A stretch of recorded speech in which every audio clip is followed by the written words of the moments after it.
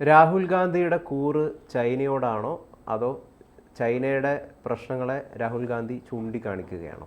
45 മിനിറ്റിൽ 34 തവണ പ്രസംഗത്തിൽ 34 തവണയാണ് ചൈനയെ ഉദ്ധരിച്ചത് രാഹുൽ ഗാന്ധി എന്ന് പറഞ്ഞുകൊണ്ട് ഇപ്പം വലിയ രീതിയിലുള്ള വിമർശനങ്ങളൊക്കെ നടക്കുകയാണ്. എങ്ങനെയാണ് ഇതിനെ നോക്കിക്കാണുന്നത്?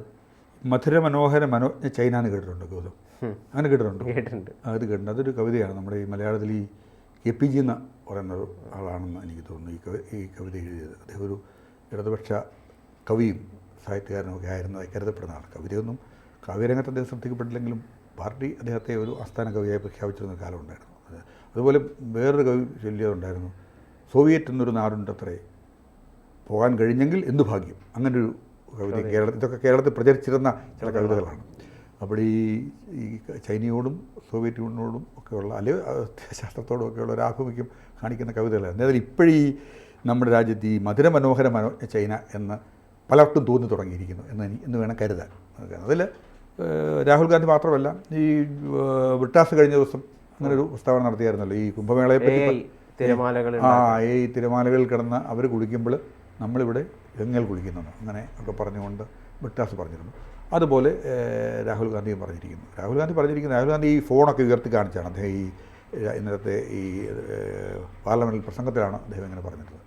അതിൽ പറയുന്നത് അതിൽ രാഹുൽ ഗാന്ധി പറഞ്ഞത് ഡിജിറ്റൽ വിപ്ലവത്തിൽ ഇന്ത്യയേക്കാൾ 10 മടങ്ങ് അധികം 10 വർഷത്തിനേക്കാൾ എത്രയോ മുമ്പാണ് ചൈനയുള്ളത്.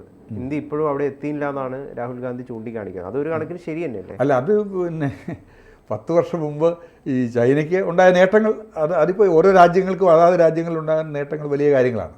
അത് നമ്മൾ പിന്നെ നേട്ടങ്ങളിലേക്ക് എത്താൻ നമ്മൾ ശ്രമിക്കുകയാണ്. അപ്പോൾ ഈ ഇതിനകത്ത് പ്രധാനപ്പെട്ട ഒരു കാര്യമെന്ന് പറയുന്നത്, ഈ രാഹുൽ ഗാന്ധിയുടെ പിന്നെ മുതുമുത്തച്ഛനുണ്ട് ജവഹർലാൽ നെഹ്റു.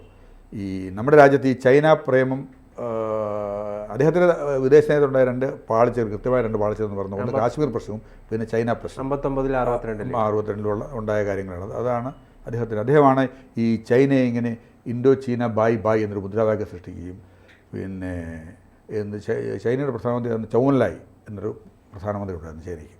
അത് 50കളുടെ അവസാനവും 60കളുടെ തുടക്കത്തിലുമൊക്കെയാണ് ഈ ചൗവൻലായ് എന്ന് പറഞ്ഞാൽ. ഞാനൊക്കെ തീരെ കൊച്ചുകുട്ടിയാകുമ്പോൾ തന്നെ കേട്ടിട്ടുണ്ട് ഈ പേര്. കാരണം എന്താണെന്ന് വെച്ച് കഴിഞ്ഞാൽ നന്നായി യുദ്ധം നടക്കുന്നതെന്ന് പറഞ്ഞു.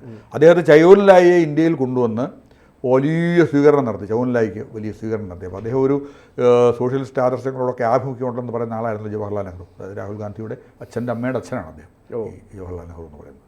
അപ്പം എന്നിട്ടെന്ത് പറ്റി എന്ന് വെച്ചാൽ, ഈ അവിടെ ചെന്ന ഈ ഹിന്ദി ചീനി ബായ് ബായ് എന്ന മുദ്രാവാക്യത്തിൻ്റെ ആ രസം അല്ലെ ആ വാക്കിൻ്റെ ഇത് ഉണങ്ങുന്നതിന് മുമ്പ് തന്നെ ചൈന ഇന്ത്യയെ കയറി ആക്രമിച്ചു.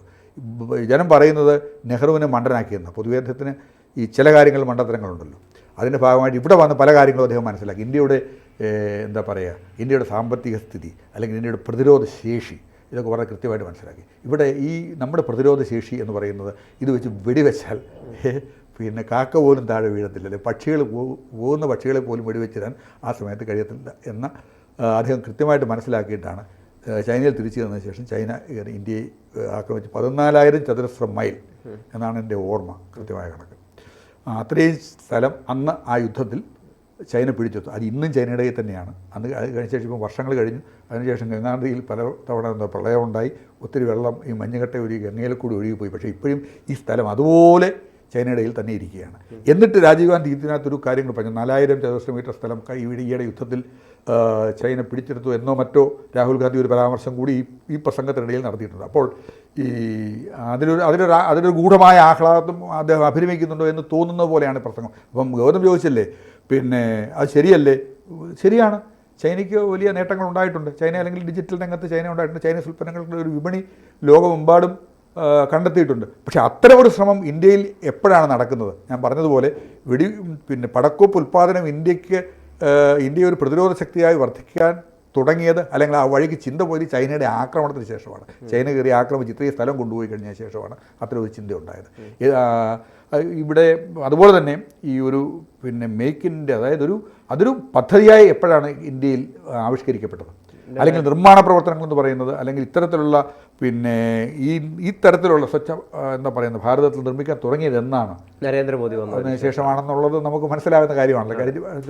അപ്പോൾ പിന്നെ അദ്ദേഹം അത് ഈ പറയുന്ന എടുത്തു പറയുന്ന കാര്യത്തിൽ എന്ത് പ്രസക്തിയാണുള്ളത്? അല്ല, അദ്ദേഹത്തിന്റെ വാക്കുകളുടെ ഒരു സത്യസന്ധതയില്ലായ്മ വളരെ കൃത്യമാണ്. തീർച്ചയായിട്ടും ഉണ്ട്. അദ്ദേഹത്തിൻ്റെ വാക്കുകൾ സത്യസന്ധതയില്ലായ്മയെന്ന് മാത്രമല്ല, അദ്ദേഹത്തിൻ്റെ അപക്വമാണെന്നാണ് ഞാനിപ്പോഴും അദ്ദേഹത്തെ പറ്റി പറയുമ്പോൾ, ഈ രാഹുൽ ഗാന്ധിയെ പറ്റി പറയുമ്പോൾ വിശേഷിക്കാറുള്ളത്. അദ്ദേഹത്തിൻ്റെ വാക്കുകൾ അപക്വമാണ്. രണ്ട് കാരണങ്ങളാണുള്ളത്. ഒന്ന്, തിരുത്തി കൊടുക്കാനാളില്ല. എന്തെങ്കിലും അബദ്ധത്തിൽ പോലും പറഞ്ഞു പോയാൽ, അബദ്ധത്തിൽ പോലും എന്തെങ്കിലും വിഡ്ഢിത്തമോ വിവരക്കേടോ പറഞ്ഞു പോയാൽ പിന്നെ അതിനെ സപ്പോർട്ട് ചെയ്യേണ്ടി വരുന്നൊരവസ്ഥയിലാണ് ഇപ്പോൾ ഇവിടെ മേക്ക് ഇൻ ഇന്ത്യ പോലുള്ള പദ്ധതി വളരെ നല്ലൊരു ആശയമാണ് എന്ന് രാഹുൽ ഗാന്ധി പറഞ്ഞിട്ടുണ്ട്. പക്ഷെ അത് കൃത്യമായ രീതിയിൽ വിജയകരമായിട്ട് കൊണ്ടുവരാൻ വേണ്ടിയിട്ട് സാധിച്ചിട്ടില്ല എന്നാണ് അദ്ദേഹം പറയുന്നത്. അല്ല, വിജയകരമായി സാധിക്കാനുള്ള ഒരു സംവിധാനമല്ലേ അത് ഒരുക്കുകയും നടപ്പാക്കുകയും ചെയ്തുകൊണ്ടിരിക്കുന്നത്. നമ്മളുടെ ഓരോ മേഖലയും, ഓരോ വ്യവസായ മേഖല എടുത്താലും, പിന്നെ IT മേഖല എടുത്താലും, പിന്നെ എന്താ പറയുക, മറ്റ് ഉൽപ്പാദന മേഖലകൾ എടുത്താലും, എന്ത് ഉൽപ്പാദന മേഖലകൾ എടുത്താലും അതിലൊരു കുതിച്ചുചാട്ടമല്ലേ ഇപ്പം നടന്നുകൊണ്ടിരിക്കുന്നത് നമ്മുടെ രാജ്യത്ത്. അങ്ങനെയല്ലേ നടന്നുകൊണ്ടിരിക്കുന്നത്? അതിനകത്ത് ഒന്നുമില്ല. ശരിയാണിപ്പം അവർ പറയുന്ന എല്ലാ കാര്യങ്ങളും കോൺഗ്രസ് അധികാരത്തിലിരുന്നു കൊണ്ട് നേടിയ നേട്ടങ്ങൾ മാത്രമേ പറയാനുള്ളൂ. ഇന്ത്യ എന്ന് പറയുന്നത് 2015 മുതൽ തുടങ്ങിയ ഒരു സംവിധാനം അല്ലെന്നാണ് അവർ പറയുന്നത്. പക്ഷേ പല കാര്യങ്ങളിലും, ഇതുപോലെയുള്ള കുറേ കാര്യങ്ങളിലെങ്കിലും 2015 മുതലാണ് ഇന്ത്യയിൽ ആരംഭിക്കുന്നത് എന്ന് വേണം നമുക്ക് കരുതാൻ. പക്ഷെ നമ്മളൊരു കീഴ്വഴക്കം അനുസരിച്ചിട്ട്, നമ്മൾ കണ്ടുവന്നൊരു ശീലം അനുസരിച്ചിട്ട് പ്രതിപക്ഷത്തിരിക്കുക എന്ന് പറഞ്ഞു കഴിഞ്ഞാൽ ഭരണപക്ഷത്തെ വിമർശിക്കലാണ് പ്രതിപക്ഷത്തിന്റെ ദൗത്യം എന്നാണ് നമ്മൾ കണ്ട് ശീലിച്ചൊരു കീഴ്വഴക്കം. ആ കീഴ്വഴക്കത്തെ തന്നെയാണ് രാഹുൽ ഗാന്ധിയും ഇവിടെ ഉപയോഗിച്ചിരിക്കുന്നത്. അല്ല, നമ്മളിപ്പോൾ ഞാൻ പറയാം, കേരളത്തിൽ ഈ സമരങ്ങളുടെ എന്ന് പറയുന്ന കുത്തക എടുത്തിരിക്കുന്ന ആളായിരുന്നു ഈ CPM എന്ന് പറയുന്നത്. സമരങ്ങൾ എന്ന് പറഞ്ഞാൽ ഇന്ന് സമരമാണ്. 1970 തൊട്ട് 77 വരെ നിരന്തരമായി നടത്തിയ സമരങ്ങളുടെ ഫലമാണ് 77 വീണ്ടും 77 ഒരു തുടർഭരണം ഉണ്ടായി കേരളത്തിൽ. അന്ന് മുഖ്യമന്ത്രി മാറിയെന്നേ ഉള്ളൂ. UDF എന്ന് പറയുന്ന സംവിധാനം തുടർന്നു. അപ്പം അടിയന്തരാവസ്ഥ കാലം കഴിഞ്ഞിട്ടാണ് എന്ന് മനസ്സിലാക്കണം. അടിയന്തരാവസ്ഥയിൽ ഈ രാജ്യത്തെ മുഴുവൻ സംസ്ഥാനങ്ങളും അപലപിക്കുമ്പോഴാണ് ഇങ്ങോട്ടേക്ക് വന്നത്. പിന്നെ ഈ കേരളത്തിൽ ഭരണം തുടർന്നു. അതിന് പ്രധാന കാരണം എന്തെന്നറിയോ? കണ്ടെത്തുന്ന കാരണങ്ങളല്ല. അത് 70 മുതൽ 77 വരെ ഈ അടിയന്തരാവസ്ഥ പ്രഖ്യാപിക്കുന്നവിടെ തുടർച്ചയായി ഇവിടെ എന്നും സമരമായിരുന്നു. വല്ലേറെ അന്ന് ഉന്നയിച്ചിരുന്ന ഈ ആവശ്യങ്ങൾ മുഴുവൻ ഭരണപക്ഷത്തോട് കയറിയപ്പോൾ മാറുകയല്ലേ ചെയ്തത്. ഞാൻ പറഞ്ഞത് അതുപോലെ പിന്നെ ഈ പൈപ്പ് ലൈൻ അതിനെതിരായിട്ട് എന്ത് സമരം, വിമാനത്താവളത്തിനെതിരായിട്ട് സമരം, ഇതൊക്കെ നമുക്ക് നേരിട്ടറിയാവുന്ന കാര്യങ്ങൾ എന്ന് വെച്ചാൽ വലിയ കാര്യങ്ങൾ. ഇതൊന്നുമല്ല, ചെറിയ കാര്യങ്ങൾ ബസ്സിൻ്റെ ഇങ്ങനെ തുടരുകയാണ്. അപ്പോൾ അവരൊക്കെ അത് മാറിയില്ലേ? ഭരണപക്ഷത്തിൽ നിന്ന് വന്നു കഴിഞ്ഞ ശേഷം ഭരണപക്ഷത്തോട് കയറി കഴിഞ്ഞപ്പോൾ ഞാൻ പറഞ്ഞു വന്ന മറ്റൊന്നുമല്ല, പ്രതിപക്ഷത്തിരിക്കുമ്പോൾ വിമർശിക്കുക എന്ന് പറയുന്നത് കുഴപ്പമൊന്നും. കാരണം ഭരിക്കുന്നവരാണല്ലോ കൂടുതൽ തെറ്റ് ചെയ്യുന്നത്. അപ്പോൾ അവർ വിമർശിക്കുകയും തെറ്റ് തിരുത്തുകയും ചെയ്യണം. പക്ഷേ നമ്മുടെ കാഴ്ചപ്പാടുകളിൽ കൃത്യമായ വ്യത്യാസം ഉണ്ടായില്ലെങ്കിൽ അത് ഇനിയുള്ള ലോകത്ത്, നമ്മൾ ഈ പഴയ ലോകത്തല്ല ഇപ്പോൾ ജീവിക്കുന്നത്.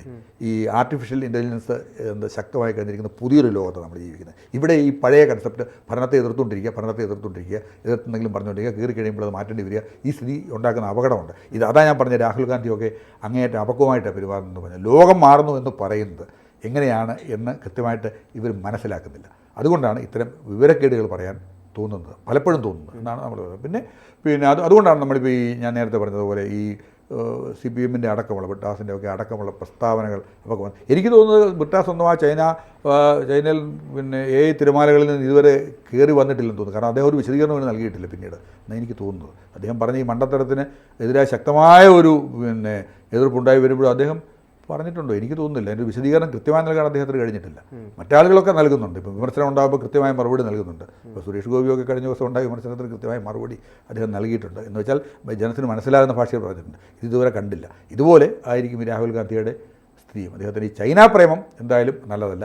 ചൈനയിൽ നമ്മുടെ രാജ്യം എന്ന് പറയുന്നത് നേടിയെടുക്കുന്ന നേട്ടങ്ങളിൽ അഭിമാനം ഉണ്ടാകുകയാണ് അദ്ദേഹം ചെയ്യുന്നത്. കൂടുതൽ വിമർശിക്കുമോ? ചൈന പ്രേമമായിരുന്നു അദ്ദേഹത്തെ? അല്ല, അദ്ദേഹത്തിന് പിന്നെ ചൈന പ്രേമം എന്നല്ല, ഈ നമ്മുടെ രാജ്യത്തിന് ശത്രുക്കളായിരിക്കുന്നവരെ എന്താ പറയുന്നത്, അവർക്ക് ഒരു പുഷ് കൊടുക്കുക എന്ന് പറയുന്നത്, അവർക്കൊരു അപ്പോഴേ ഒരു ഗുമ്മുള്ള നമ്മളെക്കാട്ടി വലുത് ചൈനയാണെന്ന് ആളുകളെ കൊണ്ട് തോന്നിപ്പിക്കട്ടെ. അപ്പോൾ അതാണ് അങ്ങനെ നമുക്ക് അങ്ങനെ ബോഡി ഇപ്പോൾ ഈ ഭരണകൂടത്തെ മാറ്റുന്നതിനുള്ള ശ്രമമാണല്ലോ. അങ്ങനെ ഒരു ശ്രമം, അതൊരു തെറ്റായ ചിന്താഗതിയാണ്. അങ്ങനെ ചിന്തിച്ച് പറയുന്നത് തെറ്റായ. എന്തായാലും നമ്മുടെ രാജ്യത്തെ പ്രധാനമന്ത്രി നരേന്ദ്രമോദി സാങ്കേതിക വിദ്യയ്ക്കൊക്കെ എത്രമാത്രം പ്രോത്സാഹനമാണ് നൽകുന്നത്, 2014 ശേഷം എത്രമാത്രം കുതിച്ചു ചാട്ടമാണ് ഇന്ത്യ കാഴ്ചവെച്ചിട്ടുള്ളതെന്നൊക്കെ എല്ലാവർക്കും അറിയുന്നൊരു കാര്യമാണ്. ഇതിനും മുകളിലേക്ക് ഇന്ത്യ സഞ്ചരിക്കണം. സാങ്കേതിക വിദ്യയിൽ തീർച്ചയായിട്ടും ഇന്ത്യയെക്കാട്ടും വളരെ അധികം മികവ് പുലർത്തുന്നതാണ് മറ്റ് പല രാജ്യങ്ങളും. അതൊരു സത്യാവസ്ഥ തന്നെയാണ്. അവരെക്കാട്ടിയും വലിയ മികവിലേക്ക് ഇന്ത്യ വരും വർഷങ്ങളിൽ എത്തിച്ചേരട്ടെ എന്നാണ് ആത്മാർത്ഥമായിട്ട് നമുക്ക് ആഗ്രഹിക്കേണ്ടതും ശ്രമിക്കേണ്ടതും.